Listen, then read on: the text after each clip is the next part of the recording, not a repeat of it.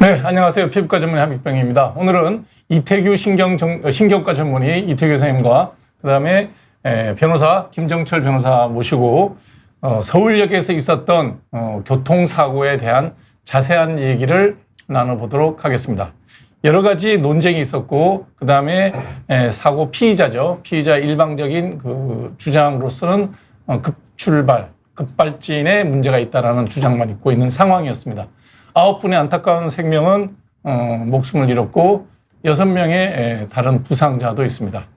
피해자는 아마 단일 교통사고로서는 아마 최대 피해가 있었는데 과연 이것이 어디에 문제가 있는지 한번 문제점을 자세히 짚어보겠습니다. 여러 언론에서는 주장들만 있고 인용 기사들만 있지 실질적으로 정확한 분석을 해본 방송이나 기사를 본 적은 없습니다. 오늘 그래서 사고에 대한 분석은 김정철 변호사님께, 그 다음에 이 사고를 일으킨 68세의 그 운전자의 혹시 신경과적인 질환이나 정신과적인 질환의 문제로 이런 문제가 생긴 것은 아닌지, 아니면 단순 노령에 하는 건지, 아니면 정말 단순한 실수인지, 이런 문제들을 한번 짚어보는 시간을 갖도록 하겠습니다. 먼저 이태규 원장님 인사하시죠. 네, 반갑습니다. 신경과 전문의 이태규입니다. 네, 김정철 변호사님 인사하시죠. 안녕하십니까. 법무부의 김정철 변호사라고 합니다. 네. 자, 이태규 원장님은 여러분들 뭐 방송에서 여기 비욘드에서도 많이 뵀기 때문에 익숙한 분일 거고요. 변호사님은 여러분 처음 뵐 겁니다. 그때 유명한 그 소송이 있었죠. 끝났나요? 라임 소송이요? 네, 예. 거의 다 마무리됐습니다. 그거 어떻게 됐나요? 최종적으로 80% 승소하는 걸로 마무리됐습니다. 그때 문재인 정부 있었던 라임 그때 네. 그게 뭐라 그래야 돼? 사기라 그래야 되나? 뭐라 그래야 돼? 사기죠. 이제 라임 그 펀드를 운영한 사람들은 사기고, 네. 저는 이제 그 판매사들이 판매하는 과정에 대한 불안전 판매. 네, 그거에 대한 지적을 해가지고 네. 1심 때는 100% 이겼는데 네. 항소심 때 좀 깎였습니다. 80%가 돼가지고. 그러니까 사기를 당한 피해자들도 일정 부분 20% 책임은 있다. 네네네. 네. 그렇게 이제 판단 최종적으로 받았는데, 네. 어쨌든 그 판결로 인해서 또 많은 피해자분들이 배상을 받는데 도움이 네. 됐습니다. 아, 큰일 하셨네요. 그러면 그런 그 민사잖아요. 네. 예. 그러면 성공보수로 수임료를 많이 받으셨나요? 원래 이런 사건들이 성공보수로 돈을 많이 벌기 어렵습니다. 아, 그래요? 네네. 피해자가 많잖아요. 근데 이제 피해자분들이 같이 막 다 소송을 다 참여하지 않고, 네. 저희가 소송하는 걸 보고 기다리시거든요. 그럼 나머지는 그냥 네, 이제 그 뭐라 그러죠, 네. 그걸? 무임승차. 무임승차. 무임승차 하신 거네요? 네네. 그렇게 이제 됩니다. 원래 이런 소송의 특징이 그렇습니다. 아, 공익소송 비슷하구나. 그렇습니다. 네.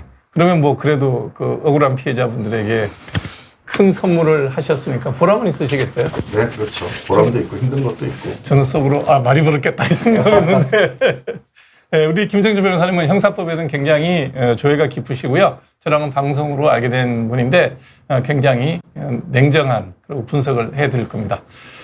개인적으로 우리 이태규 원장님하고 저는 고등학교 동기동창입니다. 네. 오늘 두 분 모시고 이번 그 사건, 교통사고의 진실은 뭔지, 그 다음에 그에 따른 대책은 어떻게 해야 되는지 이런 것들에 대한 얘기를 한번 조목조목 따져보도록 하겠습니다. 먼저 사고 개요부터 좀 설명을 해 주시죠. 이게 이제 시청역에서 사고가 발생을 해가지고, 네. 결론적으로 이제 시청역에서 그쪽으로 주행을 할 수가 없는데, 네. 그것을 이제 일종의 역주행이죠. 그렇죠. 역주행을 해가지고 인도로 돌진을 하는 바람에 결국 많은 사람들이 사상을 당한 네. 그런 사고이고요. 저희는 이제 저기 시청역에 이제 사람들이 워낙 많은 곳이다 보니까 이렇게 이제 큰 피해가 발생하는 것으로 생각이 됩니다. 근데 저는 처음 신고해, 저는 제가 늘 다니던 길이었거든. 제가 이대 네네. 앞에서 기업을 하고 있었기 때문에 집으로 올라가면 조기를 이제 정주행을 해서 우회전해서 남산터널을 타는 그런 네네, 길이기 맞습니다. 때문에 길을 너무나 잘 아는 길인데 조선 호텔에서 나와서 네. 저게 절대로 직진할 수 없거든요. 신호등도 없고. 그러니까요. 네. 네. 그러니까 저도 저거를 보면서 굉장히 이제 좀 의문이 많이 드는 점들이 있습니다. 네. 과연 정말 저희가 길을 몰라가지고 저렇게 할 수 있느냐. 초행길이라면 더욱더 천천히 주행을 해야 되고, 그리고 초행길이라면 더욱더 조심해서 네. 했어야 되는데, 그리고 저기는 굉장히 유명한 길이어가지고 사실은 저기를 역주행한다는 건 상상하기 좀 쉽지는 않습니다. 그 운전한 차량이 G80이면 네. 내비게이션은 절대로 저 길로 안내 안 할 거고요. 당연히 그렇겠죠. 그래서 어떻게 저런 일이, 뭐 저는 정말 그렇게 생각을 했었는데, 이제 본인은 계속해서 저기를 얘기하고 있죠. 네. 급발진 얘기를 하고 있는데, 네. 오늘 대충. 이제 그 EDS인가요? 네네. 분석이 나왔죠. 네네. 그 이제 분석 결과가 나와서 지금 현재는 과실에 기한 것으로 거의 이제 볼 수 있다라는 네. 입장으로 네. 지금 나와 있습니다. 지금 그 가해 차량의 사고 기록 장치인 EDR을 이제 국과수에서 분석을 최대한 좀 빨리를 한 것 같고요. 네. 그렇게 해가지고 분석 결과를 발표한 결과 지금 가속 페달을 90% 이상 밟았다라는 네. 부분이 나와 있고요. 네. 그 다음에 사고 당시 잠깐 브레이크 등이 켜진 것처럼 보인 것이 있는데 요거를 이제 인근 건물의 빛을 반사돼서 비친 거다. 브레이크를 밟은 게 아니라. 네, 그래서 네. 실제로 그것을 브레이크를 밟은 것은 아니다. 네. 이런 이제 최종적인 그 조사 결과가 나와 있는 상태입니다. 이것이 뭐 법원에서 다른 뭐 또 판정에 네. 다른 얘기가 나올 수 있나요? 그럴 가능성은 거의 없다고 보여집니다. 네. 왜냐하면 이제 국가수의 이제 감정 결과 객관적으로 나온 데다가 네. 실질적으로 브레이크 등이 한 번도 밟히지 않았다라는 걸 보면은 결국은 이것은 어떤 과실에 의해서 밟았거나 정말 이제 최악의적으로 정말 극단적으로 생각하면 뭐 의도적으로 밟았거나 네. 둘 중에 이제 하나인 거죠. 그렇지 아하. 않고서는 저런 사고 결과는 발생하기 어려울 것이다 이렇게 생각이 듭니다. 그 EDR이라는 걸 저도 한번 자료를 네. 봤더니 마지막 사고 5초 전에 그걸 숫자로 다 나오더라고요. 네, 엔진에 네. 얼마, 브레이크는 네, 네. 어떻고 뭐 이렇게. 네, 네. 거기에도 오류가 있을 수는 없나요? 거의 없습니다. 거의 네. 없고 그거의 오류를 최소화해서 만든 장치니까요. 네. 사고 기록을 하도록. 네. 그냥 비행기로 치면 블랙박스와 똑같다고 봐도 맞습니다. 되겠네요. 네, 맞습니다. 네. 근데 이 발표를 하고 난 다음에도 피의자는 계속 급발진이라는 얘기를 주장하고 있다는 얘기를 들었는데. 네네 맞습니다. 그래서 지금 급발진을 계속 주장을 하는 이유는 이제 본인에 대한 책임을 회피하기 위한 방법일 수도 있고 네. 또는 뭐 실제로 본인이 그렇게 느꼈을 수는 있습니다. 네. 그러나 지금 현재 조사 결과에 나온 거에 따르게 되면은 급발진의 현상으로 보기는 어렵다라는 것이 이제 과학적으로 지금 증명된 거죠. 근데 이제 처음 사건을 접했을 때 버스 운전 기사로 오랜 기간 근무를 했고 트레일러 기사도 했고 도대체 어떻게 이런 사고를 낼 가능성은 전혀 없다라고 볼 수 있는 경력이잖아요. 그렇습니다. 이게 이제 저희도 운전을 많이 하지만은 운전을 하면서 본인이 그렇게 가속된 속도가 붙으면은 네. 설사 이거를 브레이크라고 착각했다 하더라도 어느 순간 발을 떼보거나 뭐 이런 행위를 하게 될 수밖에 없는데 네. 그렇지 않고 이제 계속 밟았다라는 건 네. 이게 굉장히 문제가 있다는 것을 보여지고 저 사고 15분 후에 비로소 이제 팀장에게 전화를 해서 이거 급발진이야 이렇게 언급했다는 사실이 있다고 해요. 네. 이게 과연 이제 정말 급발진이어서 저렇게 언급을 한 것인지 아니면 네. 본인이 어떤 책임을 회피하기 위한 방편으로 일부러 저렇게 얘기를 한 것인지 그거에 대해서는 수사를 통해 더 밝혀봐야 될 것 같습니다. 네. 근데 대개 이제 보면 세계적으로 급발진의 교통사고 원인으로 인용된 판례가 있나요? 급발진으로 인정된 우리나라 국내에서는 거의 인정된 죄가 없습니다. 네. 그런 게 없고요. 해외에서는 그런 일부 인정된 경우가 있다고 발표가 돼 있는데요. 국내에서는 급발진 사고로 인정되어서 책임을 면하거나 이런 경우는 없는 것으로 네. 근데 이제 이 가해자, 피의자죠. 피의자가 6년 사이에 6번 이상 교통사고를 냈던 게 신문에 났더라고요. 네. 예. 그러니까 지금 저렇게 이제 6번 정도 보험 처리 이력이 있다라고 하는 거 봤을 때는 이제 사고의 어떤 과거에 이제 경력들이 여러 번 있었다는 거고 잦은 사고가 있었다. 사고가 1년에 한 있었다는 번이면 많은 거 아니에요? 그렇죠. 네. 그리고 이제 지금 음주나 마약의 검출이 없음에도 불구하고 이런 사고가 발생했다라고 하는 거는 어떤 과실에 대한 문제가 좀 있는 것 같습니다. 네. 그래서 그런 부분들을 확인을 해봐야 될 것 같고요. 네. 이제 물론 이제 국내에서 이제 급발진으로 의심되는 사례들이 인정돼가지고 뭐 과거에 한번 무죄가 나온 적은 있었던 것 같아요. 그런데 이제 1심인가에서 한번 본 것 같은데 저도. 네네, 그런 적이 있었던 것 같긴 한데 네. 실질적으로 대부분은 받아들이는 적은 없는 것으로 지금 판단이 되고요. 지금 이 사건 같은 경우에도 급발진에 해당되는 여러 가지 정황 상황이 발생하진 않는 것으로 보여집니다. 네. 결국은 이제 이렇게 되면 우리가 연령 68세 나이가 많다는 것이 원인이 아닌가라고 이제 추정을 하게 되는 수밖에 없죠. 왜냐하면 우리가 뭐 사고를 일으킨 사람이 악의적으로 일으켰거나 막 계속해서 악의적인 거짓말을 한다는 게 생각하기보다는 맞아요. 일반적으로 상대가 하는 얘기를 말을 믿는 데면 나이 노령 운전이 문제가 된다고 봐야 되지 않을까요? 그렇죠. 전에 최소 6번 이상의 그 차량 파손된 사고가 있었는데 좀 이걸 좀 자세히 들여다볼 필요가 있을 것 같아요, 우리가. 아하. 그 우리가 과거 이력을 보면은 지금 현재 상황을 좀 유추할 수는 있거든요. 18년부터 그러니까 18, 19, 20, 네. 21, 25년 동안에 6번 이상. 예. 그것도 그 차량 파손될 정도면 큰 사고인데 네. 상대차 피해는 13회가 되고 총액이 700만 원 가까이 되는데 저게 아마 운전 미숙 내지 그런 실수가 잦지 않았나 저는 그렇게 생각이 됩니다. 이 차량은 부인 이름으로 이제 보험이 올라 있고 그렇구나. 네. 운전을 누가 했는지 저 사고 6번의 네. 사고가 운전자가 누군지 확인된 바 없다고 그러더라고요. 아, 네. 그래도 뭐 바깥분이 운전했을 가능성이 높겠죠. 그렇게 높겠죠. 네. 네. 네. 그래서 이게 나이와 연관되는 얘기, 그로 인한 노화나 혹은 다른 뇌병 신경학적인 어떤 질환과 연관은 요 방송 좀 더 진행하고 난 다음에 우리 네. 예, 이태규 선생님한테 자세하게 설명을 듣도록 하겠습니다. 이 노인 교통사고 통계 같은 건 어떻게 돼 있나요? 지금 이제 그 여기 통계 보시면은 지금 노령 인구가 자꾸 늘면서 네. 노인 운전자 사고 건수가 계속 늘고 있는 추세입니다. 그 지금 노인의 절대 인구가 늘어서 그런 것도 맞습니다. 그리고 있겠죠. 또 실제로 또 노인 그에 해당되시는 분들이 또 사회 활동이 또 아직도 활발하시기 때문에 과거보다 또 운전을 많이 하시고요. 네. 그렇죠.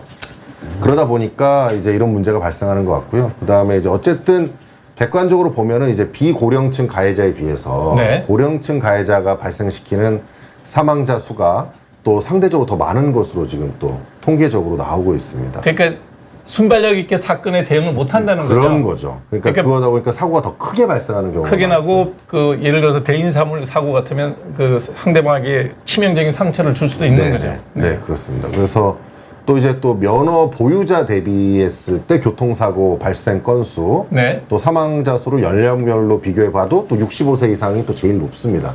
그러니까 이제 면허를 가지고 있는 사람들의 수에 대비해 봤을 때도 65세 사고가 제일 많다는 거죠. 그러니까 노령 운전자의 사고 위험도가 높다는 게 통계적으로는 그렇습니다. 유의미하다. 유의미합니다. 그래서 이제 뭐 꼭 뭐 어르신이 운전했다고 해서 어떤 사고가 발생하는 것은 아니지만 네. 어쨌든 객관적으로는 유의미한 상관관계는 존재한다. 이렇게 네. 이제 결론을 짓고 있고 그 이제 통계 자료에도 지금 그 사고 건수 자체가 지금 매년 늘고 있거든요. 절대 사건 수가 많네요. 네네. 그래서 2022년도에도만 34,600건수로 지금 매년 2017년부터 증가하고 있습니다. 그 그러네요. 사고 건수가요. 네. 그러면 이게 노인 운전자의 숫자가 늘어난 것도 있지만 비율도 상대적으로 높다는 얘기 아니에요? 네네. 맞습니다. 어떻게 봐야 될까요? 의학적으로. 뭐 전가폭이 상당히 좀 가파르네요. 그죠? 26,000에서 34,000 불과 5년 사이에. 이게 노인들은 아무래도 이제 그 순간적인 그 대응 순발력이나 판단력이 좀 떨어지기 마련입니다. 제가 보니 이번 사건 보면 이제 저 상황을 보니까 밤이었고요. 네. 그 사람은 초행길이었거든요. 아, 초행길이었네. 네.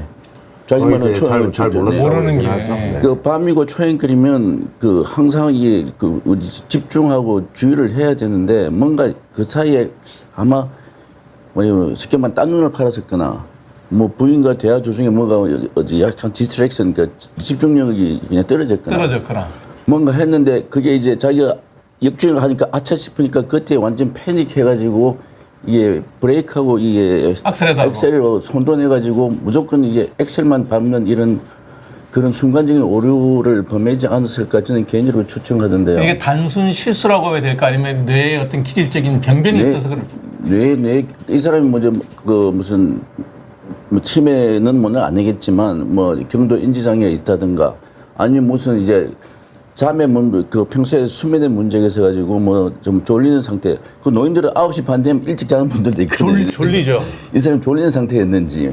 그 사건 전날 15시간인가 운전했다는 기록이 있더라고요. 굉장히 피곤이 쌓였을 것 같기도 하고. 네. 또 이 사람이 혹시 뭐 불안증이 생겨서 안정제 같은 약을 먹고 있을 수도 있는 거고요. 아, 그 체크는 안 했네. 마약하고 음주만 체크를 했군요. 네. 안정제도 굉장히 영향을 많이 미치거든요. 네. 안정제도 그리고 그 디아제팜 같은 거는 이게 그 워낙 이게 타임이 굉장히 길기 때문에 누적되는 효과도 있고. 물론 이제 우리가 바륨이라는 그 약이죠. 네, 맞아요.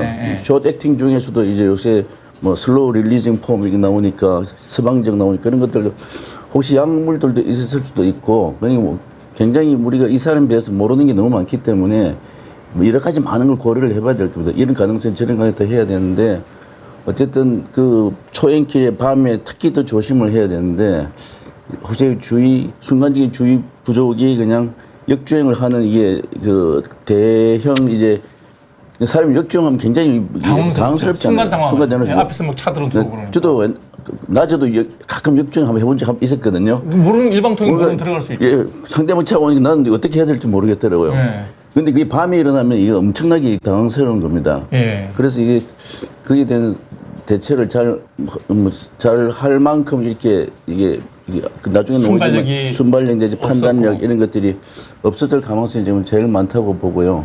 이게 특히 밤에 이런 노인될수록 이제 운전에 할 때는 항상 집중을 해야 되는데 그게 참 젊을 때고 본인이 다르다는 걸 그리고 본인이 20년 뭐 30년 이제 뭐 버스 운전하고 그걸 과신하고 그러면 이제 문제가 생기는 거죠. 외려 그것 때문에 더 주의가 소홀했을 수도 있겠네요. 네. 근데 그냥 단순하게 요 통계 2017년부터 2022년 사이에 6년 사이잖아요. 네. 6년 사이에 65세 사망 그 사고 건수가 무려 8,000건이 늘어났단 말이에요. 네. 그러니까 65세 이상 하는 사람 인구가 늘었을 거고 그 사람들이 계속 운전을 좀 할 거고 차가 계속 해마다 많이 팔리니까 차량 대수도 늘어날 거고.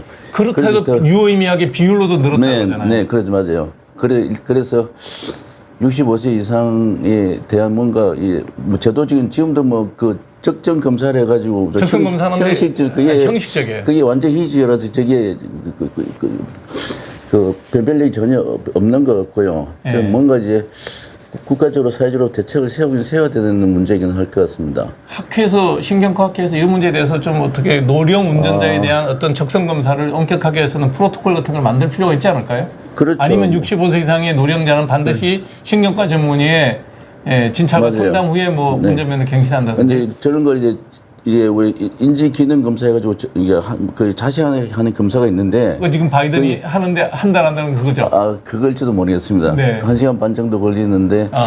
그게 이제 국가적으로 비용이 또 많이 들고 하니까 이게 그게 보는 게 이제 집중력도 보고요. 그런데 뭐 이게 이제 공간 인식력, 그다음에 뭐 판단력, 뭐 그리고 판단력이 우리 굉장히 중요하거든요. 이게 지금 이게 그 판단력이 순간적으로 이제 나이 들수록 떨어지기 때문에 문제가 생기는 거고, 그다음에 뭐 시공간 능력을 보면 이런 거 다 보면 이게 좀 운전할 때 그런 뭐 컷오프를 좀 잡을 수 있을 것 같은데 지금은 그 변별력이 거의 없고 치매 환자분들도 심지어 지금 이게 드라이빙을 하고 있는 상황이니까 큰일이네. 이게 좀 문제가 될 수는 있긴 하겠습니다. 그럼 치매약을 뭐 2가지 이상 쓰면 이제 운전을 못하게 한다든가 뭐 그런 좀 이제 극한적인 그런 경우에는 이제 좀 제재를 확실히 해야 될 필요가 있을 것 같기도 합니다. 제가 저기를 잘 알기 때문에 그런데 조선호텔에서 나왔을 때는 우회전 외에는 길이 없어요. 길이 없죠. 그다음에 거기에 어떤 횡단보도라든지 신호등이 없어요. 네. 근데 그 길이 왕복 4차선이란 말이에요. 네. 그거를 가로질렀어요. 네. 그걸 가로질렀다는 얘기는 거기선 사고가 안 났다는 얘기예요. 네. 이게 이쪽으로 오는 차도 피했고 본인이 우회전하는 방향으로 네. 차로도 피했단 말이에요. 네. 그럼 이거 기다렸을 거란 말이죠. 네. 차는 왔다 갔다 하는데 네. 교차로인 거는 모르고 교차로라고 생각을 하셨겠죠, 본인은. 예. 그래서 악셀레라터를 세게 밟지 않았을까? 근데 악셀을 세게 밟아도 지나치게 속도가 높거든요. 그러니까 이제 이게 지금 정상적인 상태는 아니라고 보여지고 네. 뭔가 본인의 어떤 판단에 대한 잘못이 있었던 아니면 아까 선생님께 얘기하신 어떤 신경적인 문제가 있던 그거에 대한 어떤 잘못으로 인해서 지금 이 사건이 발생을 한 거로 생각이 되고요. 네. 문제는 이제 그 역주행을 하게 되면 이제 교통사고 처리 특례법상에서 이제 중앙선 침범에 해당돼요. 그렇죠. 역주행은요. 네. 그렇게 되면서 이제 교특법이라고 하는 게 적용이 되는데 문제는 지금 많은 국민들이 봤을 때 이게 피해가 엄청나고 엄청난 처벌을 받을 것으로 생각하는데 이게 그렇죠. 처벌의 형량이 매우 낮습니다. 이게 지금 과실이 인정이 돼도. 아, 그래요? 네네. 나라별로 다르지 않나요? 그게 나라별로. 나라별로 다르긴 한데요. 이게 우리나라 같은 경우에는 어쨌든 현재 금고 5년 이하의 형을 선고받게 되었습니다. 네. 그래서 이제 5년 이하의 형이어서 여러 건을 해서 가중이 된다 하더라도 결국은 7년 6월 이하에서만 형을 선고하게 돼 있어가지고 네. 지금 뭐 예상되는 형이 한 5년 정도 내외밖에 안 되거든요. 아무리 과실이 다 인정된다 하더라도 피해자들은 굉장히 보험은 어떻게? 보험은 되겠죠. 보험은 보험 처리나 이런 걸 통해서 배상은 받겠지만은 네.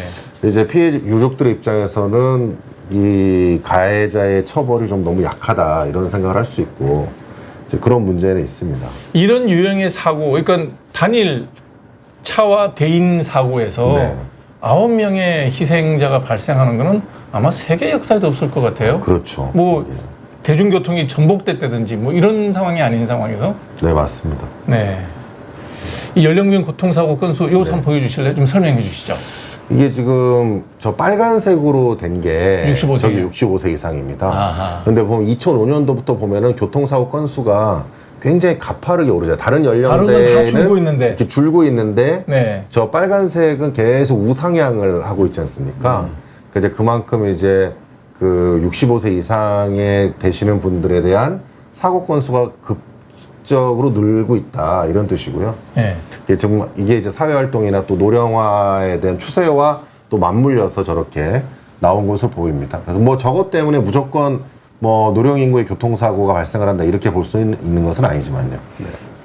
사실은 뭐 제가 먼저 이 말씀을 드려야 되는 게 제가 이제 뭐 고등학교 동창이니까 네네. 편하게 먼저 전화를 드렸던 이유가 뭐냐면 제 경험을 말씀드릴게요. 제가 이제 차가 신형을 뽑았는데 허리가 좀 불편해서 의자에 앉을 때 좀 힘들었어요. 네네. 근데 요즘 차는 브레이크에 발이 올라가지 않으면 시동이 안 걸려요. 맞아요. 안 걸리게 돼 맞습니다. 있었잖아요. 네. 근데 바로 전날 제 차가 배터리가 방전이 돼가지고 교체를 하고 AS를 받은 상태로 이제 그 다음날 하는데 엉덩이 좀 슬프시 않고 이렇게 삐뚤음하게 앉아서 시동을 거는데 당연히 나는 브레이크에 발을 올리고 시동 걸었다고 생각을 한 거예요. 안 걸려요. 아이씨 고쳤는데 왜 시동이 안 걸려? 배터리가 그새 또 나갔단 말이야. 또 밟고 또 돌렸어요. 또 안 걸려요. 그 다음에 뭐라고 그랬겠어요 제가? 세 번째예요. 육두 묻혔어요. 육두 문자로 AS가 잘못됐다고 화를 냈지 제가 지금 악셀에다에 발을 올리고 시동 건다는 생각을 세 번째까지 안 했어요. 세 번을 이거를 하고 뭐야 이거 산지 얼마 안 됐는데 배터리 방전되고 그걸 고쳐놨는데 또 시동 안 걸려? 그리고 세 번째는 화를 내면서 내 발을 봤더니 발이 어디 올라가 있냐면 악셀에다 위에 올라가 있더라고요. 근데 그 세 번째까지 단 한 번도 내가 악셀에다 발을 올려놓았다는 생각을 안 했어요. 그래서 제가 나이가 63살이거든요. 같은 나이긴 하죠. 그래서 그때 순간 아차 했던 게 뭐냐면 운전자가 이랬을 수도 있겠구나. 네, 그렇죠. 다행히 나는 그냥 가만히 있는 차에서 시동이 안 걸린다고 그냥 멀쩡한 회사 욕하고 AS 해줬던 정비소 사장님 욕하고 뭐야 그리고 이러기만 하고 끝났지만 그래서 그날 출근하고 난 다음에 우리 이태원 형한테 전화해서 나이가 드는 사람이면 이런 착각을 제가 3번을 했단 말이에요. 네, 사고 이게 운전 중에 이런 일이 벌어지면 그냥 주는 일이잖아요. 네. 3번. 맞습니다. 그 3번 동안 제가 단 한 번도 내가 잘못 발을 밟았다는 생각을 해본 적이 없어요. 네 이게 번째. 지금 자동차 브레이크하고 네. 일반 자동차 브레이크하고 버스의 브레이크하고 일반 승용차의 엑셀하고 네. 굉장히 비슷하게 생겼답니다. 그래가지고 그런 얘기도 있더라고요. 정말로 그럴 수도 착각. 있겠네. 그게 그렇겠네요. 네. 그리고 그 요즘 뭐 그 브레이크 페달에다가 무슨 카메라를 설치하자는 말도 나오고. 그 사진 제가 이제 하나 준비한 게 있어요. 나중에 네. 또 이야기하겠지만 예방 이번 사건을 계기로 뭔가 이제 제도적으로 뭐 이제 예방책을 우리가 좀 사회적으로 만들어야 되지 않을까 싶어 적극적으로. 그러니까 우리가 아무리 뭐라 그러더라도 이 그래프 한번 보여주실래요? 네. 이 그래프를 보고도 아무 대책을 안 세운다 그러면 네. 이거는 뭐 직무유기. 국가의 문제, 국가의 책임을 물을 수밖에 없겠는데요. 네. 전 연령대에서 다 줄고 있는데 맞습니다. 65세 이상의 연령대별 교통사고 이렇게 높게 증가하고 있는데 여기에 대해서 아무런 대책을 세우지 않는다는 건 정부가 직무를 성실히 하지 않고 있다 이렇게밖에 얘기할 수 없잖아요. 그렇습니다. 국가적으로는 이런 사태를 계기로 해서 정책을 또 새롭게 입안하고 네. 다시는 또 이런 문제가 발생하지 않도록 방지해야 될 책무가 있는 게 이제 국가의 책무인 거죠. 그렇죠. 학회 차원에서 이런 거 한번 연구하고 스타디 해봐야 되지 않을까요? 지금 학교에서 뭐 갑투를 쓰고 있는 게 아니라서 뭘 말을 못하지만 신경과 뭐 과로 따지면 신경과적인 신경과적 문제가 맞는데 신경과적인 문제인데 제가 한번 학회 회장님하고 한번 의논을 네, 의논 해보겠습니다. 한번 해보시죠. 네, 네, 네, 네. 필요한 이유 같아요. 네. 네. 이게 사망 사고가 더 많은 것 같아요. 늘어난 것 중에 네, 이게 이제 연령별 사고를 냈을 때 사망자 수.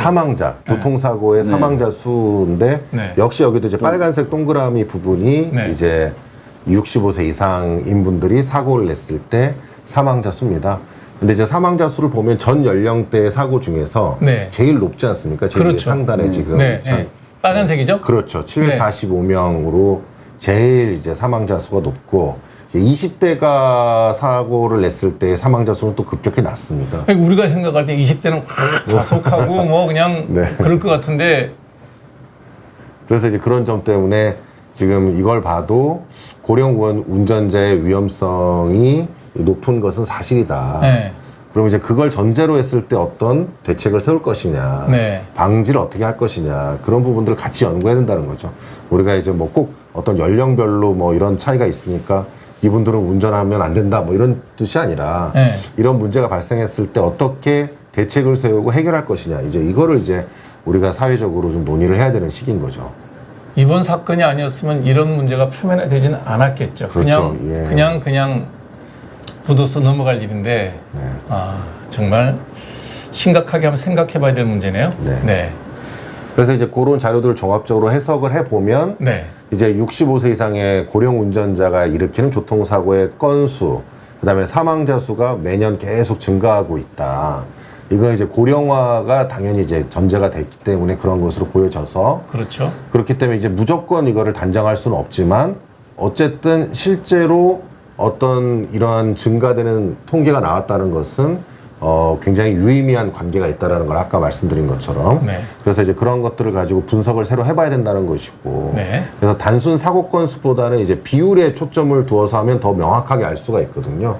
지금 아래 그래프가 그 그래프인가요? 네네 맞습니다. 네. 그래서 네. 이제 운전면허 소지자 수와 교통사고 건수의 비율인데 파란색은 소지자 수입니다. 네. 그리고 사고는 밑에 빨간 빨간색. 거니까 파란색이 높고 빨간색이 낮으면 이건 좀 좀 덜 사고를 나는 사고를 거죠. 덜 낸다는 거죠. 덜 내는 거죠. 그런데 파란 것보다 빨간 게 높으면 네. 아 비율이 높다는 겁니다. 훨씬 네. 더 운전면허를 보유한 사람의 수에 비해서 네. 사고 건수가 높다. 그게 60세가 넘어가면 딱 그렇죠. 변곡점이네요. 딱 거기서 변곡점이다. 그 전까지는 파란색이 다 높다가 61세부터 이제 빨간색이 높아지기 시작하는 거죠. 70세 이상, 75세 이상 더 차이가 당연히 그럴 거라고 생각이 되죠. 그러면 이걸 가지고 우리가 보편적 운전에 이거 인권의 문제죠. 네. 나이 든 사람 운전 못하게 하는 거는 뭐 인권 침해라고 당장 들고 네. 일어날 텐데 이 그래프를 놓고도 그냥 그렇다고 해서 보편적 인권을 주장하기에는 유의미하게 그래프가 확 변하는데 네. 인권 침해 소지 없이 이 문제를 해결할 수 있도록 네. 법률적으로 의학적으로 고민을 해봐야 될 문제네요. 네. 네, 제도적으로 지금 일단 다 프레젠트 다 하신 건가요? 네, 네. 제가 그래서 쭉 이제 제가 한번 생각을 좀 해보니까 일단 외방이 제일 최선일 것 같은데. 예방이 문제니까. 예방이 그렇죠. 문제. 근데 제가 그럼 그 제조차들이 이제 자동차 회사들이 이게 페달에다가 블랙박스 다는 걸 반대 내지 뭐 주저하고 그 하는 걸 제가 어디서 쭉 봤는데 제 생각은 아예 이참 하나가 우리가 사각 방지 기능이 있잖아요. 이게 사이드 미러에 네. 그런 것처럼 브레이크 페달을 밟을 때 이게 계기판에 이게 어떤 그린 컬러나 뭐 불빛이 들어오도록 하면은 그것도 한 가지 방법일 것 같기도 하고요. 안전장치를 하나 더 늘리자. 네. 네. 그건 의무화한다고 해서 제조사가 반대할 이유는 없을 것 같아요. 그리고 고령자들한테 지금 아까 말한 그 신경심리검사 테스트 할 때도 이게 지금 하는 걸로서는 이 문제는 이 테스트가 떨어지면은 이 그런 대상자들이 병원에다 항의를 해요 또 우리가 참 그래 병원하기도 힘듭니다. 자기가 꼭 해야 되는데 왜 이게 내가 너 분명히 운전 잘하는데 이게 왜 나 시험 떨어졌냐 이러면은 이 병원하 의료진과의 또 그런 그 검사 대상자의 갈등도 있고 해가지고 우리 참 조심스럽고 힘든 문제긴 해요. 개인 병원에다 할 수는 없고 국가 기관에서 그런 걸 해야 되나? 그걸 이제 뭐 국공립 이 병원에서 물론 다 이제 수용을 못할 거고 어떤 식으로든 이 테스트를 인지 검사 테스트를 좀 더 디테일하게 좀 정확하게 해야 될 필요가 있을 것 같긴 해요. 그걸 지금은 너무 간단하기 때문에 변별력이 사실 없고. 우리 PD님 그래프 한번 다시 올려주실래요? 이거구나. 그러니까 운전면허 보유자에 비교해서 사건, 교통사고를 일으키는 빈도가 확 늘어나는 게 명백하게 60세 이후에 유의미하게 차이가 있는데 이거를 그냥 보편적 인권의 차원에서 운전자, 이게 또 생계하고 연결된 분들도 있단 네, 말이죠. 그렇죠. 네. 그런 분들이라고 해서 이런 거를 방치한다는 거는 문제 있지 않을까요? 네. 제가 이 말씀을 드릴 수 있는 게 제가 63세고 저도 지금 하라 그러면 해야 될 대상자인데. 근데 네. 외국 케이스들 뭐 일본이나 다른 외국 케이스들을 좀 법령을 잘 보는 것도 좋은 방법일 것 네, 같은데. 그래서 제가 뒤에 또 있나요? 하나. 예. 요거는 이제 교통사고 사망자 수를 얘기하는 거고요. 요것도 마찬가지로 아이고. 파랑색하고 빨간색이 이제 파랑색이 높으면은 이제 비율이 낮은 비교적 거고요. 안전한 거죠. 거고요. 네. 빨간색이 높은 게 문제인데 이제 65세 이상에서 아까 얘기했듯이 사망자 수가 급격히 높아지거든요. 그러니까 이제 이건 65세부터네요. 이거는. 네네 여기서 그러니까 이것도 보면 18세부터 우리 면허를 딸 수 있잖아요. 20세 이하는 역시 비슷하네요. 뭐 운전자가 적지만 사망사고 많이 일으키고 그다음에 65세 이상에서도 역시 사망자 수가 더 많이 있다. 네네. 그래서 이거를 그대로 그냥 보편적 인권 차원에서 운전을 그냥 허용하는 거는 문제가 있다라고 봐야 되지 않나요? 그래서 이제 외국에 제가 또 다음 페이지에 네. 보면은 요게 이제 분석한 거고요. 네. 그래서 이제 비율로 봐더라도 또 네. 전체적으로 보면 이제 다른 연령대보다 사망자 수가 높다는 건 사실이니까. 이거죠. 네네. 네, 빨간 그렇습니다. 거. 네. 그래서 이제 높다는 거는 객관적인 팩트인 사실이고요. 네. 그리고 이제 또 다음 페이지 넘겨주시면 그래서 이제 요거 그 운전면허 소지자 가운데 65세 이상 비율이 14%입니다. 전체 빨간 거죠. 네네. 네. 14%인데 사고 발생 건수로는 20%니까 이제 자기 비율보다는 더 많은 건수가. 네. 죄송합니다. 그래서 이제 그렇게 되어 있고요. 그러니까 전체 운전자 네. 가운데 65세 이상이 14%인데 사건 발생은 20%. 네네. 이거는 규제가 필요하다는 뭐 데이터네요. 그리고 이제 사망자 수는 이제 29%가 되고. 그래서 그러니까요. 이제 비율이 이제 운전 소지자의 비율로 봐도 높다는 거는 이제 객관적으로 우리가 여기에서 더 많은 사고가 발생을 하고 좀 더 큰 피해를 입히고 있는 것은 사실이다. 통계적으로. 14%의 운전자 비율에서 네. 교통사고의 20%, 사망사고의 29%. 네, 그러니까 이제 그렇다는 거는 이제 뭔가 이제 대책을 좀 세울 필요가 있다라는 거를 의미하는 것이고요. 네. 또 그다음에 보시면 이제 손해액도 마찬가지입니다. 액수로도 네. 그러니까 손해보험회사에서 손해 네. 액수도 65세 이상이 네, 그래서 이제 보험료도 이제 계속 꾸준히 오르고 있는 것도 아마 이제 이런 이게 65세 분석 이상이죠. 때문에 그런 네. 거죠. 전체 네. 총액이 차지하는 비율이 제일 높네요. 네, 맞습니다.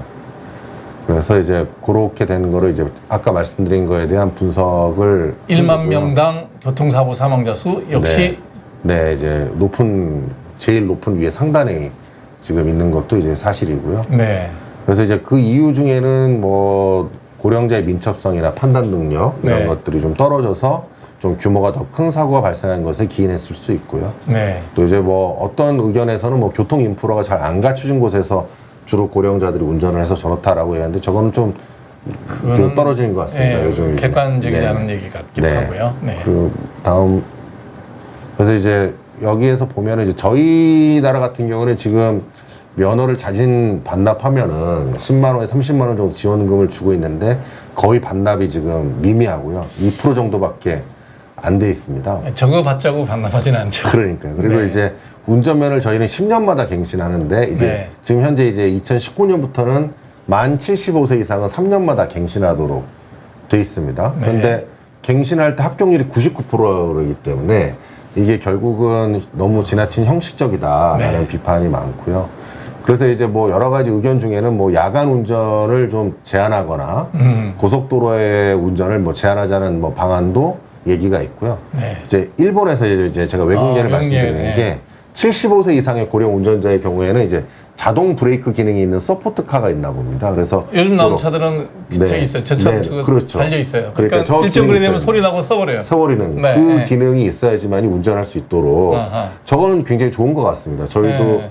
이건 기술적으로 조금만 보완하면 되고 어려운 또 거 아니니까. 국가가 또 예산을 조금 더 하면 되고 네. 그렇기 때문에 충분히 저거는 가능할 것으로 보여지고 또 일본에서는 71세 이상 면허 갱신 주기를 3년으로 줄였다고 합니다. 아하. 그래서 저희도 좀 지금 줄인 것들 나이를 좀 더 65세부터라든지 네, 네. 뭐 70세부터라든지 좀 더 땡겨서 네. 좀 갱신을 주기를 좀 더 앞당기는 게 좋을 것 같고요.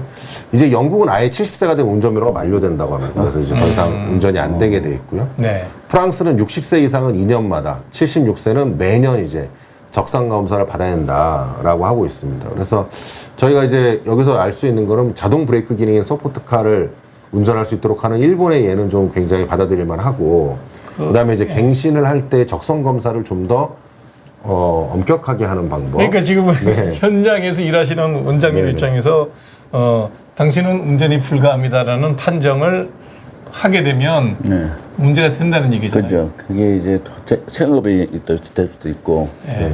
그럼 의료기관이 뭐 개인 병원에서는 뭐 이 그 또 신뢰를 안 할 수도 있고 개인 병원을. 그렇죠. 그래서 뭐 이제 여러 가지 또 이 의료기관 입장에서는 또 굉장히 어려움이 또 있습니다. 그래서 저런 걸 그렇다고 뭐 안 할 수는 없을 건데 뭐 다른 선진국이 다 하고 있으니까 우리도 해야 되는데 좀 더 디테일하게 정확하게 해야 되고 또 한 가지 문제는 우리게 그 수면 상태도 굉장히 중요하거든요. 잠자는 거하고 제일 많죠. 네. 그 낮에 이제 졸면서 운전한 졸음 운전이 이게 굉장히 그 수면 무호흡증 탓하는 대표적인 질환이 있는데 자다 숨을 멈추는 이 무호흡증이 있으면 낮에 많이 졸리게 돼요.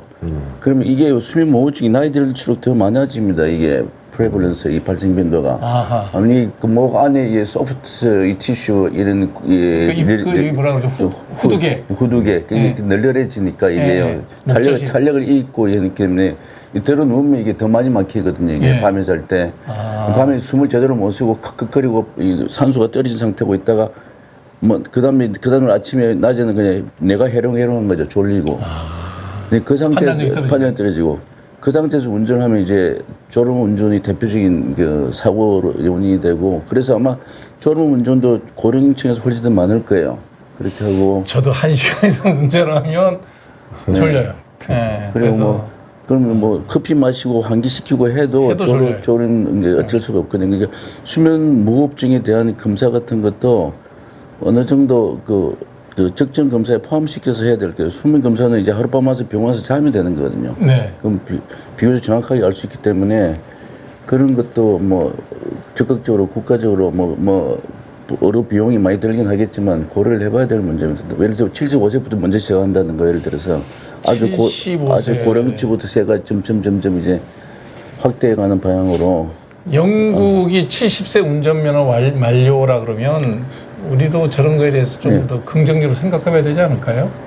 그래서 워낙 이제 또 노인 인구도 많이 늘고 네. 또 지금 또 굉장히 또 젊게 사시잖아요. 그래서 사실 이제 무조건 뭐 70세라고 해서 운전면허를 만료시키는 것은 저는 조금 반대이고 반대고.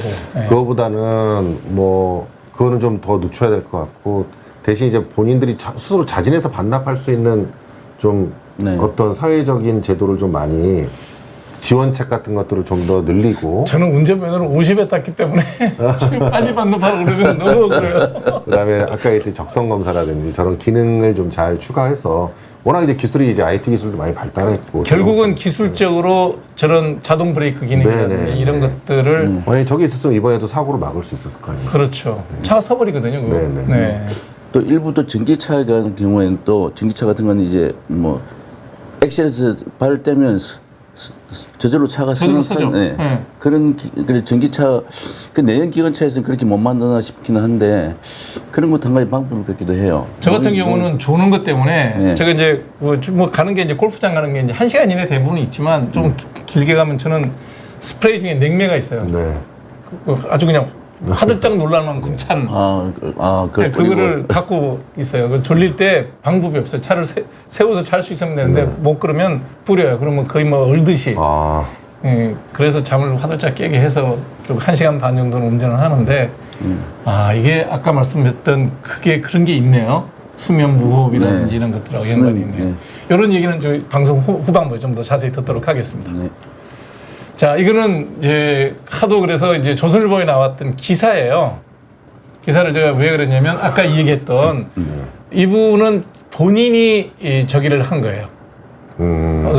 차 옆에 그 옆에다가 블랙박스를 달아놓은 거예요. 그래서 페달 블랙박스를 달아서 2023년 11월 달에 급발진이라고 본인이 주장을 했는데 페달 블랙박스의 영상을 본인이 이제 보니까 지금 바로 올라간 데 어디예요? 악셀에다 올라가 있는 계속. 그러니까 198, 204, 222, 226 프레임에 계속 발을 올리고 있는 데가 어디냐면 악셀레이터에다가 발을 올리면서 본인은 저기 했다는 거죠. 브레이크에 발을 올렸다고 착각한 거죠. 제가 악셀레이터에 발을 올리고 시동 건 거랑 똑같은 거예요. 저렇게 할 때 이제 그 계기판에 사인이 들어오도록 하면 좋을 것 같은데. 경고음이 울리. 근데 악셀에다 바로 올렸다고 경고음 울리면 운전 어떻게 해? 사인만 들어오면 돼요. 우리가 사각 방지 들어오듯이 사인, 엑셀 사인 들어오고 브레이크 사인 들어오고. 계기판에다가 네. 내가 뭘 밟았다? 네. 그것도 하나의 방법이긴 하겠네요. 이 사람도 지금 그 베테랑 택시 운전사로 나왔죠 아마. 이분이 운전 경력이 꽤 많은. 65세 남성. 이분도 이런 전기 택시예요. 네. 이런 큰 착각을 하는 건데. 근데 우리가 똑같은 착각을 하더라도 다른 사람의 인명에 큰 피해를 주는 착각을 하면 절대 안 되는 거거든요. 이분은 본인 차가 그냥 전봇대 맞고 서서 다행이었는데. 그래서 이번엔 9명이나 돌아가셨는데, 뭐 어쨌든 뭐 어떤 식으로든 다양한 방법을 다 모여서 이제 브레인스토밍 해가지고 합법적인 대안을 마련해야 될 것 같아요. 대안을 마련해야 되겠죠. 네. 지금 현재로서는 이게 재발할 우려가 많을 것 같습니다. 이게. 빈도수가 늘어나면 늘어났지 지금 상태로 방치해둬서는 뭐 사고가 줄어들 가능성은 거의 없네요. 인구는 계속 65세 이상 노력하는 진행되니까. 네. 그런 측면에서 어쨌든 그거에 대한 대책을 마련하는 게 중요한 거죠. 저런 지금 페달 블랙박스를 지금 설치하는 것도 또 하나의 방법이 될 수도 있거든요. 요즘 급발진 주장이 워낙 많고요. 이제 계속 악셀에다 바로 올리고 네네. 있잖아요. 저렇게 이제 본인이 착각을 했는데도 본인은 저걸 이제 브레이크 밟는다고 생각을 하니까요. 충분히 사람은 그럴 수 있기 때문에 좀 저런 것들을 객관적으로 또 그래야 또 실제 급발진 사고를 당하신 분들은 또 억울함도 풀 수 있으니까 요즘 저 페달 블랙박스는 또 괜찮은 것 같습니다. 저런 것들을 한번 설치하는 것도. 저는 원인을 찾기 위해서는 필요한 얘기지만 실제로 급발진을 주장하는 분들의 연령대가 어땠어요? 그것까지는 뭐 저도 자세히 통계가 뭐 확인된 바는 없어가지고. 근데 제가 그냥 몇 개 기사를 찾아보니까 대부분 60대 이후더라고요. 20대에서 급발진을 주장한 사고를 일으킨 사고자는 제가 그냥 검색했을 때는 나오는 게 없었어요. 그래서 그러니까 나는 이런 급발진을 주장하는 분들이 성격이 뭐 반사회적이고 악의적이라기보다는 본인이 그렇게 확신한다는 거죠. 제가 3번의 그 시동 걸 때 했던 그 마음가짐하고 비슷하지 않을까? 그런 생각을 해봤습니다. 그래서 이제 우리 이태규 박사님의 말씀을 좀 듣겠습니다. 이런 식으로 제가 뭐 아주 정신적으로나 이런 게 아주 뭐 그런 상황은 아닌데도 불구하고 자기 확정이 있단 말이야. 이거 어제 배터리 갈았는데 잘못 갈았다. 어제 논문을 좀 찾아보니까 뭐 많지는 않은데 한 2개 정도 지금 아주 적절한다고 생각되는 논문을 좀 뭐 영어로 되게 다 번역을 못하고 그냥 인데 제목이 그 나이 든 사람들이 엑셀을 밟을 때 브레이크 페달하고 혼돈을 하느냐 미스테이크를. 그래서 이게 그리고 나이 들은 어른들이 이게 전 전두엽의 그런 기능을 기능 자체가 좀 떨어져 있기 때문에 더 많은 기능을 좀 요하는 거고. 그 바이페달 양쪽 발이나 양쪽 손 바이매뉴얼 손 리스판스가 이게 어떻게 포지션에 따라서 어떻게 달라지냐 이런 걸 보는 거거든요. 그러니까 우리가 발을 운전할 때는 이제 페달 이건 바이페달이니까 그 발을 쓰는 거고 매뉴얼하고 이게 똑같은 우리가 테스트 그 임무를 줬을 때 손이 하는 거랑 발이 하는 게 다르다는 겁니다. 반응 속도나 에러의 그런 게. 아니, 손이 좀 빠르겠네 그러면. 손이 좀 빠르고 에러가 훨씬 덜하던 거죠. 네. 이게 브레인에서 다리까지 내려가는 통로가 굉장히 길기 신경이 때문에 기니까. 반응 속도가 뭐 느린 건 당연하지만 에러도 더 많다는 거거든요. 네. 논문 주장한 거는. 그다음 보시면 이제 이게 나이 많은 참가자, 젊은 참가자 일종의 케이스 컨트롤 스터디거든요. 네. 이제 엑셀이나 브레이크를 페달을 밟는 그가 같은 유사한 지시 순위에 따라서 직신 또는 대각선 우리가 이게 밟을 때 이게 발을 하는 대각선이 하는 직선이잖아요. 네. 이런 게 따라서 이제 작업을 수행하도록 한 건데 그 결론은 뭐냐 그러면 이게 어차피 나이가 들면 모든 인체의 오간 그 장기들이 기능이 떨어지는 마찬가지로 뇌도 떨어지니까 기능이 네. 전두엽 피질의 그러니까 전두엽 중에 제일 앞쪽에 있는 게 전두엽이라거든요. 그게 이제 우리가 사고에 제일 중요한 역할을 하는 거죠. 네. 그 판단력이 제일 중요한데 여기에 이제 이게 기능이 떨어지기 때문에 이게 더 많은 뇌 활성화가 필요한 거예요. 아하. 그렇게 해도 이게 컴펜세이션 잘 안 되기 때문에 이게 이런 이게 수행 기능 그런 판단력 이게 물론 테스트가 임무가 주었을 때 발의 능력이 떨어지기 때문에 예를 들어서 이런 좁은 공간에서 자동차 주차를 이제 해야 되는 경우 이런 경우 대표적으로 내는데 여기저기 긁어먹죠. 네, 운전 중 오류를 범할 가능성이 있다는 거죠, 이게. 이런 뿐만 아니라 이제 순간적인 판단력도 이게 좀 떨어지고 하기 때문에 네. 이게 아무래도 나이가 드신 분들은 이게 그냥 오로지 집중하고 그다음에 딴 생각 안 하고 이게 예를 들어서 이게 에어컨 조절한 거다 운전 도중에 에어컨에 옆 사람과 대화나 그것도 힘들어요. 라디오 볼륨 조절이나 이런 거 제대로 안 해야 되고 요것만 오로지 운전을 집중해야 돼요. 네. 두 번째 밤이 되는 상황이나 이렇게 밤이 되면 이제 시야도 잘 안 보이고 눈도 잘 안 보이잖아요. 눈도 맞아요. 노안이니까. 다 시력도 떨어지면 집중이 더 안 되거든요. 나이가 그렇죠. 들면 그 시력도 떨어지고 판단력도 떨어지고 모든 기능이 다 떨어진 상황에서 이게 젊은 사람과 똑같이 뭐 운전하다가 뭐 이 사람 대화하고 뭐 이것저것 라디오 만지고 이렇게 하면 그럼 제가 이게 옛날에 아주 제가 젊었을 때 제가 공중보건이 할 때 네. 같은 군에 있는 어떤 치과 의사 선생님이 교통사고로 돌아가셨어요. 근데 동성자가 마침 뒤에 타고 있었는데 그 사람 운전하고 그럼 그 사람이 왜 운전 중에 돌아가냐? 운전 도중에 라디오 볼륨 조절하다가 잠깐 차가 완전 어긋난 거예요. 약간 이제 중앙선 침범하고. 네. 그래서 돌아가네. 그 젊은 사람들, 20대 젊은 사람들도 그렇거든요. 눈도 깜짝 놀고 잘하잖아요, 그 사람들은. 우리보다는 잘하는. 근데 20대도 그러는데 60대, 70대, 80대 되면 이게 조금만 딴 데 집중하고 하면 이게 더욱더 이게 문제가 되는 거고 이 사건 경우에는 초행길에다가 밤이라는 게 굉장히 중요한 이게 상황이었던 것 같아요. 자기가 내비게이션 시킨 대로 가면 되는데 내비게이션 집중을 안 한 거죠. 뭔가 딴 데 디스트랙션 직진해야 된다고 생각을 하시는 것 같아요. 방향이 그쪽이라서. 뭔가 착각을 하고 그냥 대화 도중에 내비게이션을 뭐 무시했다든가 뭐 예를 들어서 뭐 딴 거 하자 딴짓 하다가 에어컨 이거 틀다가 뭐 예를 들어서 뭐 그런 상황이지 않았나 싶으세요. 뭐 물론 그 정도는 뭐 내부에 CCTV가 없어서 말 수는 없지만 G80을 제가 지난달 몇 달 전까지 제가 G80을 몰았기 때문에 잘 알거든요. G80은 되게 편하게는 돼 있어요. 근데 우리가 노안이 와가지고 멀리 보다가 요 계기판을 보려고 그러면 우리 젊을 때는 이렇게 하고 눈만 돌려도 이게 보인단 말이에요. 근데 잘 안 보여서 이래야 보인단 말이에요. 그러니까 그런 것들이 저는 그래서 출발할 때 그냥 세팅된 대로 가요. 이거가 위험하더라고요. 못 하겠더라고요. 그러니까 에어컨도 조절을 못 하겠더라고요. 그리고 운전할 때도 자기가 잘 아는 길을 낮에 루틴으로 그냥 매일같이 다니는 거라고 초행길을 밤에 가는 거 하늘과 땅 차이거든요. 그래서 이 사고가 더욱 이제 그렇지 않나 싶습니다. 그러면 이거를 우리가 요 대목에서 대책을 찾는다 그러면 60세가 넘으면 1년에 한 번씩 이틀 정도 1박 2일로 교육받게 하는 거예요. 너 지금 늙어서 옛날하고 다르다.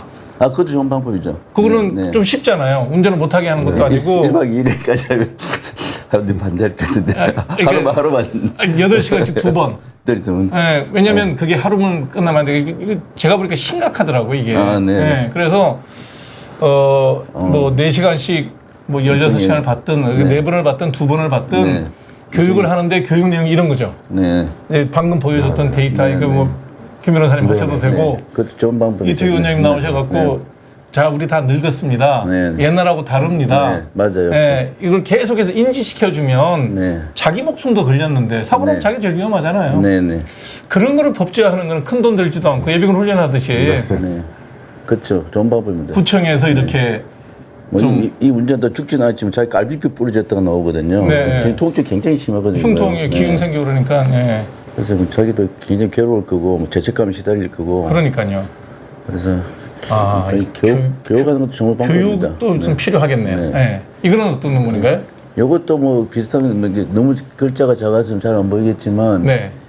이것도 그 운전하는 도중에 무슨 딴짓을 시켰을 때 네. 숫자 3개 세기하고 그다음에 무슨 자기의 무슨 논조를 주장하게 하고 그다음에 무슨 이런 걸 시켰을 때 나이 든 사람과 젊은 사람 근데 나이 차이가 많아요. 젊은 사람은 보통 21세로 돼 있고 나이 든 사람은 거의 뭐 69세, 7세로 돼 있는데 이게 확인이 대조가 되는 거죠. 맨 밑에 결론만 보시면 이제 지금 이게 나이 들수록 이게 시각 운동 과제 그러니까 이게 뭐 예를 들어 내비게이션 시스템과의 이게 상호작용 네. 내비게이션 할 때 무슨 내비게이션을 보면서 이제 보면서 운전을 한다는 게 이것도 이제 젊은 사람하고 다르다는 거죠. 맨날 놓쳐요. 무에서 나를 지나가서 네, 똑같은 지나갔네. 지나갔네. 맞아요. 똑같은 내비게이션이 있더라도 이걸 따라서 운전하는 것도 이게 힘들어지고 네. 물론 이제 내비게이션 하다가 또 내비게이션 타이핑 해가지고 무슨 글자 입력 그것도 떨어지는 거죠. 그것도 네. 그런 것도 떨어지는 거고. 근데 이제 젊은 사람들은 이제 그 차이가 없는 거는 대화 도중에 디스트랙션 되는 거. 그건 젊은 사람이 늙은 사람이 그냥 네, 말하는 거는 별 차이 없다. 네, 서로 대화하면서 이제 집중력 흐려지는 건 젊은 사람 상관이 없는데 비주얼 모터 이게 시각적 자극을 이제 손으로 움직여. 손으로 이게 손발로 움직여서 발로 움직여서 손으로 움직여서 이게 하는 건 확실히 떨어진다. 그러니까 운전할 때 딴짓하지 말고 집중만 하는 게 굉장히 중요한데 그걸 이제 아까 말한 무슨 교육하는 시스템을 이제 1박 8시간에 하는 일정한 나이에 좀 바뀌어도 좋은 방법이고 60세 되면 해야 되겠네요. 보니까 사고 통계 보니까. 네. 그리고 페달 가속 제가 생각하는 그 사인만 들어오게 해도 그러니까 내가 밟은 게 지금 악셀에다가 네. 브레이크다가 불 들어오게. 불 들어야 이거 그런 방법도 있을 것 같고 네. 그런 방법을 좀 적극적으로 도입을 해야 될 시점인 것 같아요. 뭐 사실 저도 길 가다가 나도 내가 피해자 될 수 있는 거거든요, 사실. 그러니까요. 그렇죠? 그러니까 네. 지금 이제 누구나 다. 이런 것들을 하는 게 본인 운전자의 보호도 있지만 네. 이렇게 정말 인도를 거의 뭐 습격하듯이 그냥 덤벼버린 거 아니에요. 그러니까 네. 순식간에 그냥 진짜 9명을 희생을 시킨 거니까 이런 일이 없을 거다라고 괜찮을 거야. 뭐 이런 거는 아닌 것 같아요. 네. 네. 그리고 보면 저기 보면 사고율도 보면은 이 코머셜 이게 운전을 상업적인 이런 자동차랑 비상업적인 자동차랑 이 사고율이 별 차이가 없다고 또 이런 통계도 있어요. 그 운전을 오래 했다고 해가지고 꼭 잘 안전하다는 건 아니다. 네. 아니라는 거고. 지금 저기 댓글이 올리신데 94세 노인이 청담동에서 후진우를 광속으로 운전하다 횡단보도에 서 있는 분 여성 치고 건물 박살내고 피해자분은 박살난 건물과 94세 노인의 렌즈로버스에 끼어서 참혹하게 돌아가셨다. 지금 세상에. 우리가 만일에 94인데 운전하는 거를 이대로 둘 거냐 이 문제도 정말 얘기해봐야 되지 않을까요? 그렇죠. 맞습니다. 네. 어떻게 해야 되나 이게? 그러면 94살의 운전은 날 할 수 있다 그러는데 뭐 영국처럼 70세 아니라 90세부터 자르는 것도 나온 90세도 많지 않아요? 거기부터 시작이 점차 내려오는 거죠. 그러니까 이제 그거는 어떤 사회적 합의거든요. 그렇죠. 합의잖아요. 사회적 합의라는 것은 이제 국민들이 대다수 이런 의견에 대해서 네. 또 동의를 해줘야 됩니다. 네, 맞아요. 네. 그러니까 어떤 나이라고 하는 게 딱 정해지는 것이 없잖아요. 뭐 그렇죠, 이렇게 맞아요. 뭐 네. 이게 있어는 되고 네, 안 네. 되고 이거는 서서히 불가능하니까. 네, 네. 그러니까 이런 것들이 지금 이런 사고가 발생했을 때 우리가 좀 사회적으로 막 서로 격하게 논쟁하면서 요 나이 때는 운전을 좀 제한하는 것도 이제 좀 받아들여야 되지 않느냐. 네. 또 그런 것들을 좀 논의를 할 필요가 있는 거죠. 네. 지금. 공론화 시켜서 논의를 해야 됩니다. 네, 맞습니다. 지금부터. 좀 불편하더라도 공론화해서 네. 근데 의학적인 데이터는 학회에서 해주지 않으면 네. 우리가 알겠습니다. 통계를 봤더니 이 나이쯤 되니까 운전하는 거는 여러 가지 문제가 생길 가능성이 되게 높다. 네. 그 데이터는 의학적으로밖에 그 치매학회랑 제가 뭐 열심히 곧바로 예, 치매랑 상관없더라도 네. 예, 치매 전 단계 경도 인지장애도 굉장히 많거든요. 그러니까요. 예. 그런 사람들이 집중이 떨어져 있기 때문에 이게 그리고 그 우리가 의학적으로 그 가장 이제 확실한 것 중에 하나가 이게 맨 극단부터 우리가 대책을 해나가면 될 것 같습니다. 그래서 그렇죠. 예. 치매약을 동시에 두 가지 먹고 있는 사람들은 치매가 심한 거거든요. 네. 그런 사람들은 일단 서스펜드 하든가 운전면허를 그러니까 그게 그냥 의료 기록이 남아 있으니까 저기 네.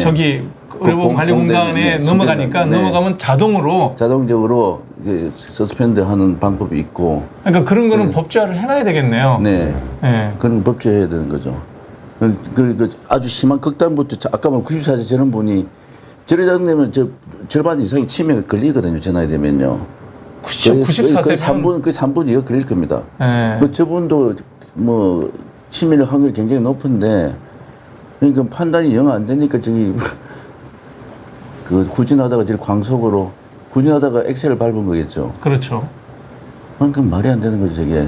그러니까 그걸 말이 안 된다고 우리가 도덕적으로 얘기하는 거는 뭐 얼마든지 할 수가 있지만 네, 운전면허를 반납받거나 강제할 방법은 현재 법적인 거는 무방비 네. 상태죠. 네. 무방비 상태입니다. 그러니까 말씀하신 게 되게 좋은 견해신 것처럼 공단에 있는 의료의 기록들이 다 있지 않습니까? 그렇죠. 근데 이제 이 사람이 본인이 어떤 질병을 가지고 있고 특히 뭐 뇌신경학적 질병이 있어도 지금은 제재할 방법이 전혀 없기 없죠. 때문에 전혀. 예. 그런 것들에 대한 지금 무방비 상태는 사실이거든요. 근데 지금 이렇게 정보화 시대에서 지금 모든 통계나 모든 정보가 다 전산화되어 있기 때문에 이제 국민적 합의가 있고 그것을 법률로 통과시킨다 그러면은 일정한 요건에 일정한 사안에 있어서는 어떤 운전면허를 제한받거나 또는 운전면허를 다시 회수받는 그런 그 절차를 만들 수 있는 거죠. 그러니까 지금 이제 변호사님이 보여줬던 그 통계들 저도 깜짝 놀랐어요. 저 정도까지 65세 이상에서 교통사고가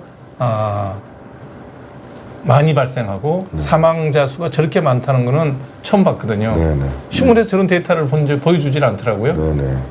그 데이터는 어디서 입수하셨어요? 여기저기서 골고루 찾았습니다. 그러니까 이게 우리 사회가 발전해 나갈 수 있다는 게 민간에서 이런 거를 방송을 준비를 하는 과정 중에 조은 변호사님께서 그 데이터를 보여주는데 이 데이터를 교통에 관련된 공직자들이 보신다면 이거 우리가 정말 해야 될 직무를 방기하고 있다. 게을르게 대처하고 있다. 이 사건이 벌써 발생한 지가 2주가 훨씬 넘었죠. 네. 예. 그동안에 어느 언론도 지금과 같은 이런 분석이나 이런 걸 보여준 적이 없어요. 네. 아마 그게 65세 이상의 사고율이 높으니까 여기에 대한 대책을 세우자 그러면 구독자 수가 줄어서 안 하나? 그런 생각이 드네요. 좀 더 보죠. 예. 요 데이터는 한번 보여주실래요? 네. 수면무호흡증. 예. 수면무호흡증. 여기에 네. 수면무호흡증이 이제 뭐 아시는 분은 알겠지만 이게 낮에 졸리는 게 대표적인 증상이거든요. 네. 이게 그러면 이제 낮에 졸리고 판단력이 떨어지고 두통도 오고 뭐 여러 가지 증상을 오는데 이게 우리가 이렇게 인체를 보면은 좀 대충은 알고 있어. 목이 짧고 굵은 사람. 이 잘생겨요? 네, 잘생겨. 흔히 말하는 목젖이 이렇게 쳐져서 그런 거죠? 네, 목이 짧고 굵은 사람 잘이고 네. 그다음에 비만. 아하. 비만이면 아무래도 소프트 티슈 이 안에 많죠. 많이 기름기 많이 네. 끼니까 비만. 그리고 또 고혈압도 지금 많은데 고혈압은 오히려 인과관계가 거꾸로 될 수 있어요. 수면무호흡증이 있기 때문에 고혈압이 생길 수도 있고 아하, 네. 고혈압 환자가 수면무호흡증이 될 수도 있고 그러는데 그다음에 그 나이가 더 들수록 또 많아지죠. 또 이게 아무래도 그래서 보시면 이게 이 자동차 운전 오더 레이시오 이제 그 위험도가 2.5배 정도거든요. 2.5배 정도. 2.36 네, 예, 높게 나오네요. 예. 비상업류 자동차 2.3, 또 상업용 자동차 오히려 더 높아요. 2.8. 2.8이고. 이게 오드레이 쇼가 이제 연관관계죠. 높을수록 높은 거죠. 위험도죠. 네. 그러니까 이게 수면 무호흡증 있으면 확실히 많이 높다는 거고, 그다음에 수면 장애 호흡, 그러니까 슬립 디스오더드 브레싱이라는 건데, 이것도 이제 이건 수면 무호흡증보다 좀 더 광범위한 의미고 좀 덜 심한 건데, 이것도 지금 1.8. 무호흡증 전 단계에서도 1.8 정도 나온다는 거 그런 거거든요. 이 정도면 음주운전보다 높을 것 같은데요. 네. 오드레이 쇼가. 그래서 이거 수면에 대한 대책도 이게 분명히 그 뭔가 제도적으로 채워야 된다고 봅니다. 그러니까 우리 사회가 네. 예, 음주 운전 사고의 끔찍한 사례만 있으면 그냥 뭐 맥주 한 잔도 먹으면 안 된다고 네. 이렇게까지 그 열렬하게 막 그 법제를 만드는 사람들이 네. 이렇게 한 명의 교통사고로 9명의 목숨을 뺏어가는 이런 참사가 벌어졌는데도 다들 관련 기관에서 네. 꿀먹은 벙어리처럼 말도 한마디 안 하고 있어요. 네. 그 수면 검사가 지금은 이제 그 심사평가원에서 이제 병원 가서 자는 것만 인정하는데 네. 여기에 포트블로 가져가서 집에서 하는 방법도 있거든요. 네. 그런 방법을 이제 그 좀 운전면허 뭐 예를 들어 70세 이상 줄 때 그런 걸 통과해야 준다든가 그거를 성실하게 할까요? 그런 방법도 성실하게 안 하면 자기가 운전면허 뺏기니까. 아, 네. 그 데이터를 조작하거나 손대거나 기계로 손대지는 못해요. 그럴 수는 없습니다. 아. 그럴 수는 없고요. 그것도 좋은 방법이네요. 70세 이상의 운전 갱신을 원하는 분은 네. 국가에서 지정하는 요구를 수면 검사를 포터블 해서 방법으로 기계를 국가에다 내면 기계에서 그 판단을 할 수 있잖아요. 네. 그래서 스크린하는 방법을 스크린으로 진식으로 확인해야 그것도 좋은 해야 될 것 방법이다. 같고요. 잠 못 자서 사고 나는 거는 저도 뭐 거의 뭐 동의하거든. 전날 밤 잠 설치고 나면 운전하기 너무 힘들어요. 네. 그리고 이제 그 약물 중에서 안정제 아까 이야기했는데 안정제가 지금 그 참 그 뭐 불안하고 이런 사람들이 워낙 좀 많으니까 네. 안정제가 이제 굉장히 많이 이제 처방이 되는데 그게 대표적인 게 프로작? 프로장은 이제 항우울제고, 항우울제고. 항우울제 중에서도 졸린 약이 있어요. 네. 근데 대표적인 안정제들은 이 졸리는 경향이 더 많죠. 아까 말한 바리움 다이아제팜하고. 그거는 이제 롱 액팅이라서 계속 누적이 돼서 더 위험하고 네. 숏 액팅들도 이게 예를 이 사람이 뭐 저녁에 불안해서 그 약 먹고 운전한다, 약을 먹고 운전한다 그러면 이제 문제가 크게 되는 거죠. 그래 지금 뭐 심평원에서 뭐 이제 한 달 이상 안정제는 처방을 못하게 제재하고 있긴 한데 네.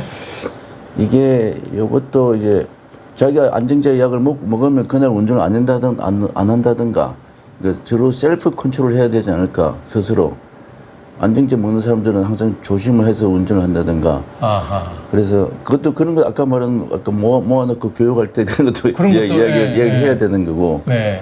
피부과에서도 항히스타민 중에서 졸리는 거는 요즘 거의 다 생산이 안 되긴 하지만 네. 일부 졸릴 수 있는 게 있기 때문에 네, 밤에만 맞아요. 먹으라 그러거든요. 옛날 항히스타민 다 졸렸고. 옛날에는 다 졸렸고 네. 그래서 밤에만 먹고 자기 전에 먹고 주무세요 네. 이렇게 얘기를 하는데 뭐 간질약 중에도 졸리는 것도 있고 많아요. 근데 가장 이제 대표적인 약이 클래스가 이제 그 불안제. 항불안제, 네. 안티 앵자이어틱 드럭이죠. 네. 네. 뭐 자나파민이 뭐 발륨이 이게 대표적인 약들이. 자낙스가 그건가요? 네, 맞아요. 근데 뭐 그리고 그래서 그런 약에 대한 것도 이 스스로 이제 주의를 할 필요가 있을 것 같아요. 그것도 예를 들어서 한 달 이상 어떻게 처방을 받으면 운전면허가 정지된다는. 그렇게 할 필요까지는 없을 거고, 그건 이제 본인 스스로 주의할 수밖에 없겠죠. 주의할 수밖에 없다. 네. 내가 이 약을 먹고 있으니까 운전을 제대로 안 한다든가, 그럼 밤에 운전 안 한다든가 이런 거 해야. 근데 반대로 얘기하면 네. 그 자낙스라든지 바리움 같은 약을 뭐 장기적으로 먹어야 될 사람이 있잖아요. 네. 저도 자낙스를 한 6개월 먹어본 적이 있는데 졸린다는 것보다는 되게 편하게 좋았었어요. 그렇죠. 네. 골프 치니까 소량을 먹으면 상관이 없어요. 골프 치니까 스코어가 되게 좋아지더라고요. 그래요? 네. 마음이 안정되니까. 편안하게 치니까 공이 네. 잘 맞더라고요.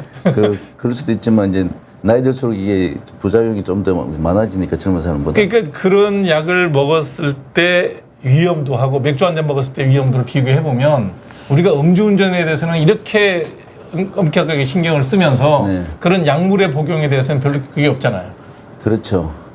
그건 이제 아까 말하지 술을 먹고 안 먹고 표가 확 나지만 이 사람이 어떤 약을 먹는지 알 수가 없기 때문에 처방전을 안 보면. 그러니까 이제 우리가 목적이 술 먹은 사람 잡는 게 목적이 아니잖아요. 술 네. 먹는다고 다 교통사고 나는 것도 아니고 네. 맥주 한 잔 먹었다고 교통사고 나는 확률이 그게 높아진다. 그거보다는 그런 약물을 장기적으로 복용한 사람들의 교통사고 발생률, 그 잠을 못 자고 이래서 교통사고 날 확률이 되게 높은데 네. 거기에 대한 글은 그냥 각자 알아서 개인이 조심해라. 근데 이게 그걸 이제 일률적으로 또 약을 2달 이상 먹으면 운전면허 뭐 그것도 참 아니 그럼 보험공단에서 자동으로 할 수 있잖아요, 다. 근데 뭐 진짜로 불안하고 이런 사람들 우리나라 문제가 아니요 이게 자살률도 문제입니다. 그러니까 그 약을 먹을 때 운전하지 말아를 강제할 수 있지 않냐 이거. 우리가 술을 못 먹게 하진 않잖아요. 물론, 술을 먹었을 때 운전하지 말라지. 물론 술을 먹지 말라 그러진 않잖아요. 뭐 안정제를 2-3가지 이상 동시에 쓴다 그러면 이제 뭐 그런 방법이 자동으로 있겠는데 운전면허를 정지하게끔 하는 그런 시스템도 필요하지 않을까요? 그 불안 정신과 의사의 그런 동의하에 그렇게 해야겠죠. 네. 일률적으로 할 수는 없는 거고요. 그 전문가의 그래도 의견을 반영해야 되니까. 네. 그럼 또 이제 그분이 부담을 안잖아요. 그 자동으로 그렇게 되게 되면 그래도 뭐 그 참고인 일종의 참고인 비슷하게 하면 되는 거죠. 네. 근데 지금 우리나라는 진짜 아까 지금 나오시면 대중교통이 잘 돼 있기 때문에 그러니까요. 저 뭐 일단 대중교통 적극적으로 활용하는 게 굉장히 좋은 방법인 것 같긴 해요. BMW로도 움직일 수는 있죠. 네. 네. 근데 지금 글쎄요 이게 그리고 장거리 운전 우리나라 고속도로 장거리 운전도 지금 진짜 문제인 것 같아요. 4시간 5시간 네. 하죠. 네. 그래서 그 장거리 운전, 졸음 운전 이게 특히 문제가 되는 거고요. 제가 이제 그 우리 이태규 박사한테 개인적으로 전화를 드렸던 이유는 뭐냐면 그 트랜지언트 이스케믹 어택이라고 그러죠. TIA 네. 네, TI 맞아요. 네. 그런 현상이 생기면 네. 순간 저렇게 판단에 오류가 생길 수 있지 않나요? TIA도 있고요. 그런 건 이제 주로 이제 한쪽 팔다리 힘이 빠지거나 해가지고 운전하는데 이게 뭐 완전 똑바로 못 가고 이제 틀어지거나 그럴 수도 있고 그다음에 그 흥분한 상태에서 생기는 게 TGA라고 있습니다. 그건 또 뭐예요? 그 일과성 기억 상실증. 그거는 어느 정신 충격을 받았거나 흥분했을 때 이게 일시적으로 기억이 끊어지는 거예요. 그럴 때 마찬가지 판단력이 떨어질 거기 때문에 특히 이제 원래 장례식장에서만 울고 나서 이런 게 대표적이거든요.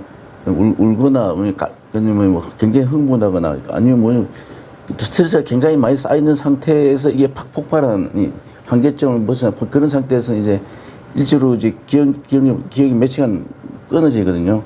그때 판단력도 떨어지기 때문에 그런 경우에도 문제가 생길 수 있죠. 그게 오히려 TIA도 물론 있지만 TGA 그게 아마 노인들은 더 많이 생기는 거거든요. 그런 것도 있고 물론 젊은 사람들은 뭐 아침 아주 드물지만 운전 도중에 그 간질 발작. 네, 발작. 그것도 뭐 요새는 뭐 약을 워낙 많이 먹고 잘하기 때문에 그건 드물긴 하긴 그런 것도 생길 수 있고 신경학적으로는 그런 병들이 이런 그 사고를 일으킬 소인은 다분히 있죠.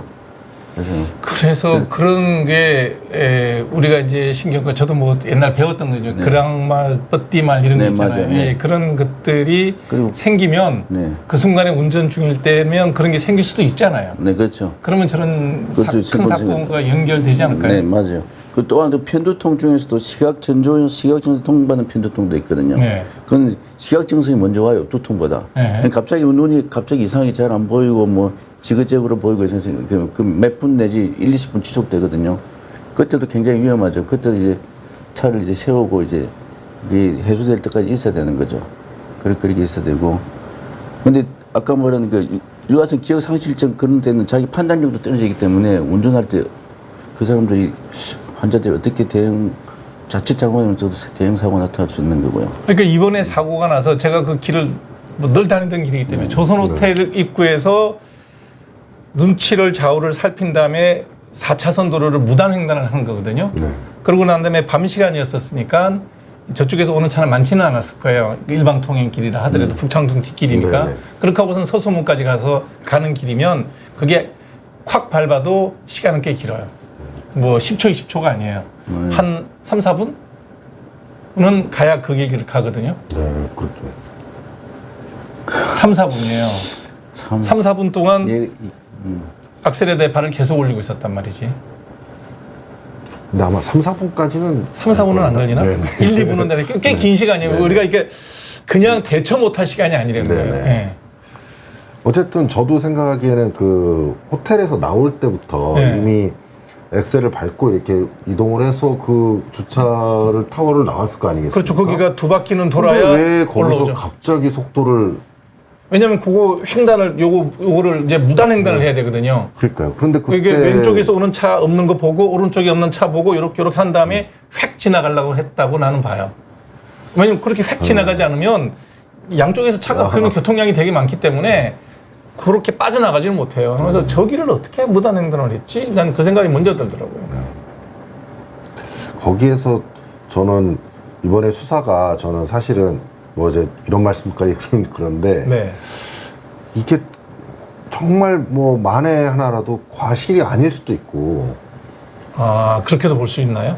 그러니까 만약에 지금 저희가 이제 단순히 이제 이게 급발진이냐 과실이 있느냐만 지금 자꾸 생각을 하고 있는데 한번 종합적으로 다른 부분도 다 수사를 해봐야 되지 않느냐 이 부분에 범죄 혐의까지? 네네 다른 그러니까 혹시 그 전에 뭐 메모를 한 내용이라든지 아니면 뭐 누구와의 대화했던 내용이라든지 또 이 사람이 평소 어떻게 했는지 이런 것까지도 아마 경찰이 수사를 할 거라고 생각을 하지만 가능성을 좀 넓게 두고 판단을 해봐야 되지 않나 이게 저는 좀 이게 일반적인 과실 사고하고 너무 차이가 나는 건 맞거든요. 급발진이 일단 거의 이제 배제된 네, 상황이고. 급발진이 배제라면 네, 그 다음에는 이제 악살에다 발을 밟고 있었는데 저는 그걸 관점을 네. 뭐라고 보냐면 이분이 뭐 이렇게 악의적으로 거짓말 한다고 생각을 하지 네. 않는다면 아까 이게 자꾸 질환과 연결된 건 아닌가라는 그러면 이제 설명이 쉬워지죠. 네. 병이 있어서 그렇게 했다.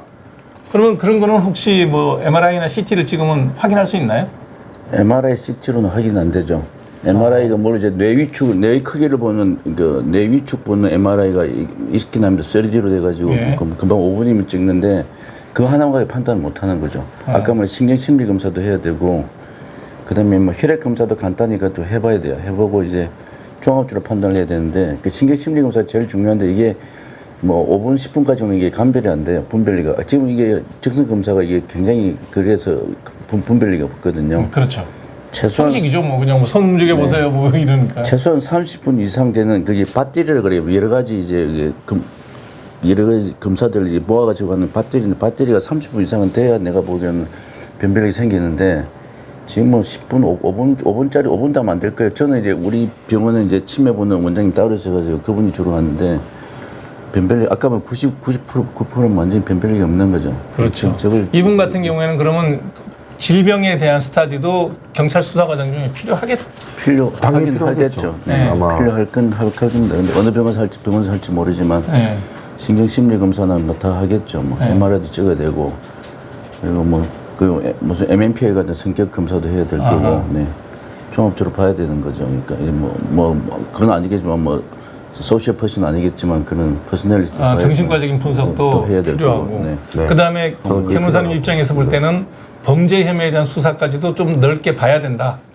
단순히 과실이 아니라 네. 혹시라도 미필적 고의가 있을 수도 있으니까 어허. 그렇다 그러면 그런 부분도 좀 더 넓게 좀 봐야 되지 않느냐. 네. 또는 어떤 정신적인 문제로 인해서 정말 어떤 사회적인 불만에 의해서 의도적으로 또 그런 일을 했을지 또 저희는 모르잖아요. 물론 이제 지금 수사를 해보고 가족들이랑 다 지금 조사를 하고 있고 그 과정을 통해서 아마 이제 경찰에서 여러 가지 조사를 하겠지만은 우리가 너무 이거를 단순 과실 사고다 이렇게 이제 또 단정하고 바라보기보다는 이제 수사가 완전히 종결될 때까지는 다양하게 좀 치밀하게 조사를 할 필요가 있지 않느냐. 왜냐면 너무 피해가 컸고 네. 또 피해자들의 가족의 입장에서는 정말 억울한 거거든요. 네. 그리고 나중에 아까 말씀드렸다시피 이게 이런 교통사고와 관련된 범죄는 이제 교통사고 처리특례법이라 그래서 우리 사회에서 흔히 일어날 수 있는 사회에서 허용된 범위 내에 있는 이어서 굉장히 형량이 낮게 돼 있습니다. 그렇죠. 그래서 뭐 웬만하면 보험 가입돼 있으면 사고 나면 처벌을 안 해주거든요. 그렇죠. 다만 이제 12기항이라 그래서 뭐 중앙선을 침범하거나 뭐 신호를 위반하거나 횡단보도 사고나 이런 경우에만 이제 처벌하고 그 처벌도 굉장히 상대적으로 낮은 그 수준. 피해자의 입장에서 볼 때는 너무 뭐 억울하죠. 그러니까요. 형량이 터무니없이 낮죠. 뭐 저도 제가 다뤘던 여러 사건들 중에서도 보면 뭐 횡단보도에서 자기의 자녀가 죽었단 말입니다. 사고를 당해서. 그런데 상대방이 처벌받는 거는 뭐 6개월도 구속이 안 되고 그냥 대개는 뭐 다 집행유예로 나오고 그러죠. 나오거나 뭐 심한 경우에는 노인이 사망을 하면 뭐 벌금 500만 원 이렇게 나온단 말입니다. 네. 그러니까 얼마나 그 가족들의 입장에서는 정말 억울한 일이거든요. 그렇죠. 근데 이제 이게 과연 이게 무조건 과실이냐? 근데 보통 이런 차 사고가 발생하면 우리나라는 다 무조건 과실이라고 단정하는 경향이 좀 있긴 그렇죠. 한데 네.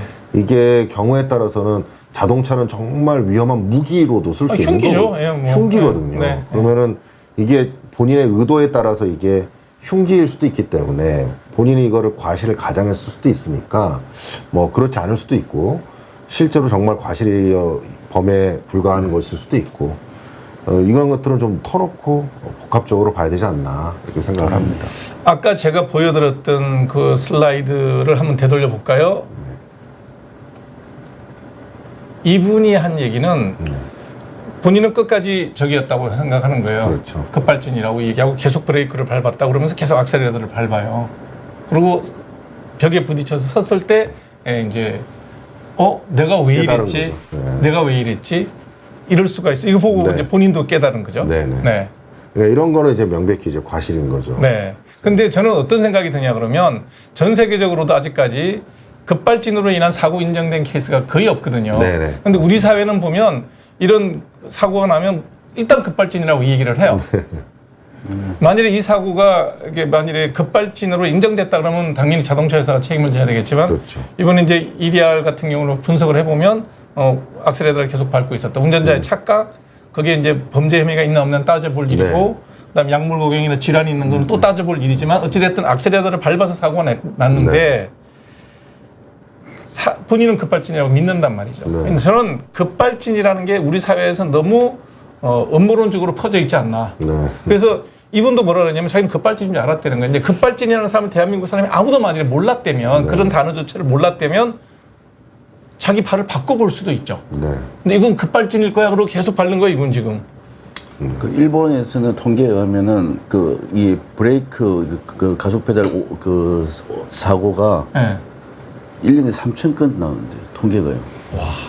그러니까 우리나라도 인구가 훨씬 작지만 우리나라도 적어도 1,000건 이상은 될 것 같은데 이 중에 뭐 물론 이제 사고가 나면 뭐 좀 자기 방어를 위해서 급발진이라고 반사적으로 주장을 하는데요. 아니 그거는 주장은 상관없어요. 나중에 근데 밝히면 되는데 이분은 자기가 멈춰 설 때까지 자기 차만 다치고 본인만 다쳤거든요. 네. 근데 본인이 그렇게 생각하는 거는 뭐냐면 평상시에 우리 언론에서 너무 있지도 않았던 급발진을 계속 보도를 하는 거거든요. 그렇죠, 그렇죠. 그래서 사람들이 내가 자기 수정할 기회를 놓쳐버린 거, 이게 급발진일 거야. 계속 악셀을 밟으면서 급발진이라고 생각을 한다는 거죠. 정확한 통계를 지금 낼 수가 없으니까 급발진 대 이거 페달 오류 뭐 그게 참 아무도 모르는 일이죠 사실. 그래서 저는 그래서 EDS든 뭐 저기 EDR이든 저 옆에 저 블랙박스 페달 블랙박스든 이런 거는 다 의무화를 하는 게 좋을 거다. 그래서 더 이상 뭐 급발진이라는 이런 얘기가 안 나올 수 있게끔 모든 차에는 그런 거 비용 부담을 하더라도 그 왜 의무화가 안 되죠 그게 우리나라에서. 그게 이제 이게 정책적인 문제니까요. 만약에 이제 의무화를 한다고 하면 충분히 할 수도 있습니다. 큰 돈 들 것 같지는 근데 않아요. 이제 큰 돈 들 내용도 아니죠 사실은 저런 정도는. 이 정도면. 네. 또 본인의 또 방어를 위해서도 할 필요가 있다. 저도 그 요즘 이 사고를 보면서 이거 좀 필요하겠다라는 생각이 들긴 하더라고요. 이런 문제에 대해서 이제 우리가 지금 이제 교통사고 특히 이제 대인사고 같은 경우에 보면 그 피해자 입장에서 볼 것 같으면 정말 억울하기 짝이 없는데 그 형사적인 처벌은 보면 정말 솜방망이도 아니에요. 그냥 너 왜 그랬니? 이 정도 수준이거든요. 그러니까요. 지금 그게 아까 말씀드렸다시피 특히 이제 교통사고 같은 경우에 특히 처벌이 굉장히 약한데 그거는 어느 나라나 마찬가지입니다. 기본적으로 왜냐면 누구나 다 운전을 하고 있고 그게 이제 일종의 허용된 위험이라고 해서 위험 사회에서 감수해야 될 어떤 하나의 사회적인 합의라고 보는 거거든요. 그러다 보니까 이제 그게 처벌이 약한 것인데 그렇지만 이제 우리가 음주운전을 한다거나 뭐 사고를 내고 도주한다거나 이러면 이제 이건 완전히 새로운 범죄로 바뀌면서 중하게 처벌하고 있는 겁니다. 근데 어쨌든 이런 사고라 하더라도 이렇게 다중의 피해가 발생했을 때 과연 그렇게 적게 처벌하는 게 타당하냐 그런 부분에 대해서는 또 우리가 다시 한번 또 고민을 좀 해볼 필요가 있습니다. 양형 기준에 대해서도요. 네, 그래야 되지 않을까. 9분이 개인 교통사고 9명 사망? 이거는 정말 그러니까요. 세계 교통사에도 없는 사고에 이런 사례가 거의 없지 않나 싶어요. 그 국회에서 수많은 법안을 발의할 텐데 이런 법안이 발의된 적이 혹시 있을까요? 양형 기준을 확 높이는 거. 아직 그런 발의는 아직 저도 확인을 못 해봤고요. 네. 아마 이번 일을 계기로 국회 쪽에서 아마 좀 일부 발의하지 않을까 싶습니다. 이게 이제 저는 이제 무조건 처벌을 해야 된다는 주의는 아니고 예방을 해야 되니까. 그렇죠. 그 예방이 처벌보다는 중요하죠. 예방이 중요하고 뭐 처벌이 강화된다고 해서 뭐 이런 범죄가 더 뭐 예방된다거나 그러지는 않거든요. 이런 사고 예방되지 네네. 않죠. 네. 이제 그렇지만 그래도 이제 사회적으로 봤을 때 어떤 중한 어떤 사고가 발생했고 중한 피해가 발생했고 그 피해가 다중의 피해일 때에는 좀 양형 기준에서 차이를 둘 필요가 있기 때문에 그런 부분에 대한 고민은 좀 또 해볼 필요가 있는 거죠 지금. 네. 자, 65세 이상의 교통사고 발생률의 증가 속도는 다른 연령군에 비해서 정말 기하급수적으로 늘어나고 있다. 왜냐하면 다른 데는 감소하고 있으니까. 네네. 그 문제에 대해서 우리가 한번 생각해 봐야 될 것 같고, 사망자 사고는 교통 운전자 14%가 29% 비율을 차지하고 있다는 얘기는 그건 엄청나게 높다고 봐야 되겠죠. 네네. 그래서 어떤 형태가 됐든 65세 이상의 운전자들에 대해서 재교육이 더 엄격하게 되든 아니면 건강검진을 더 엄격하게 하든 약물의 복용에 대한 혹은 어떤 치료 경력에 대한 자동 통보를 이용해서 운전면허를 정지시키는 그런 제도를 만들든 이런 다방면의 노력이 필요하지 않을까라는 생각을 하게 되는 시간이었습니다. 마지막 정리하는 의미에서 고령 운전자한테 이럴 때는 정말 조심해라. 어떤 치료나 이런 게 있을 때 좀 말씀 주시죠. 네, 뭐 항상 다니던 길은 낮에 다니는 문제가 안 되는데 네. 초행길이나 야간길이나 특히 무조건 집중해라. 딴짓 절대 하지 마라. 딴짓 하지 마라. 네, 딴짓 절대 하지 마라. 볼륨도 높이지 마라. 네, 그 옆에 조수석에 누가 앉아있으면 그분 다 시켜야 되거든요. 그래서 무조건 집중, 오로지 집중이죠. 운전에 네. 집중해라. 네, 네. 그게 책임 같습니다. 자기가 이제 정상적인 젊은 때하고 완전히 다르다는 거 본인 스스로 인식을 해야 되는 거죠. 잠을 못 자면 핸들을 잡지 말아야 되겠네요. 그렇죠. 아침 일어났는데 뭐 네. 피곤해. 그러면 운전 안 하는 게 맞네요. 네. 수면제 이거 뭐 수면제 먹고 다 접촉 사고 뭐 아까 뭐 안정제로 비슷하니까 그렇죠. 그런 네. 거 있죠. 그러니까. 네. 네. 그다음에 법률적으로 그래도 우리가 기댈 때가 그 교통 담당 공무원 그다음에 국회의원에게 기대할 수밖에 없잖아요. 네. 어떤 법률적 조언을 하실 수 있을까요? 이제 고령 운전자분들에 대해서 어떤 좀 안전 조치를 할 필요가 있다. 네. 그것이 이제 어떤 운전과 관련되어서도 그 운전면허에 대한 효력이나 이런 부분에 대해서도 이제 다시 외국의 입법례를 다 참고해서 우리가 사회적으로 합의를 도출하고 그걸 통해서 이제 이런 일들이 다시 발생하지 않도록 좀 제도적으로 뒷받침할 필요가 있으니까 국회에서도 그런 부분들을 좀 고민해 줬으면 하는 바람이 있고요. 또 하나는 이번에 이제 어떤 고령 운전자의 사고라고 해서 이게 마치 무슨 고령 운전자에 대한 반목이나 이런 비판의 문제가 아니라 이거는 이제 그 어떤 현상이지 않습니까? 그렇죠. 그 나이가 됨으로써 인해서 발생하는 당연한 어떤 판단에 대한 능력이 부족하거나 이런 건 누구나 이제 겪게 되는 일이니까 이거를 어떤 반목의 문제로 바라볼 것은 아니고 이거를 해결하고 어떻게 하면 보완할까의 문제로 우리가 좀 접근을 해서 제도적으로 좀 뒷받침한다면 이런 사고를 얼마든지 또 방지할 수 있는 게 아닌가 그런 측면에서 좀 모든 어떤 그 국회 쪽이나 또 법과 관련된 분들께서 좀 많은 좋은 제안들을 해줬으면 하는 그런 바람이 있습니다. 저 한마디만 더 할게요. 네. 이제 자꾸 고령 운전자만 치우치는데 우리도 어쩔 수 없지만 이 수면무호흡증 같은 거는 젊은 사람도 상당히 많아요. 네. 그렇죠. 젊은 사람들 비만한 사람들이라든지 그러니까. 얼마든지 사고를 졸음 운전 낼 수가 있거든요. 네. 그 노수를 불문하고 문제긴 한데 다만 이제 그 빈도나 리스크가 노인한테 훨씬 더 높으니까 우리가 그런 이야기하는 거고 네. 젊은 사람들도 항상 조심해야 돼요. 수면무호흡증이 있거나 그런 분들은 조심해야 되고 네. 신경기과 계통의 약을 드시는 분들도 조심해야 돼요. 본인 스스로 조심해야 되고 네. 여러분들 많은 참고 되셨으면 했습니다. 저는 뭐 개인적으로 오늘 두 분의 말씀을 듣고 생각이 딱 든 건 교육밖에 없다. 일단 60세가 넘으면 1년마다 면허증을 갱신하도록 하고 면허증 갱신 조건으로 한 4시간 내지 8시간 정도의 전문가의 노인의 운전이 조심해야 될 부분에 대한 전문가의 교육을 수료한 다음에 면허증을 1년마다 갱신해 주는 것이 제일 좋지 않을까라는 생각을 해봅니다. 왜냐하면 그게 크게 돈 들지 않고 할 수 있는 가장 편한 방법이 아닌가 하는 생각도 드네요. 네, 두 분 오늘 좋은 말씀 주셔서 감사합니다. 고맙습니다. 네, 감사합니다. 감사합니다.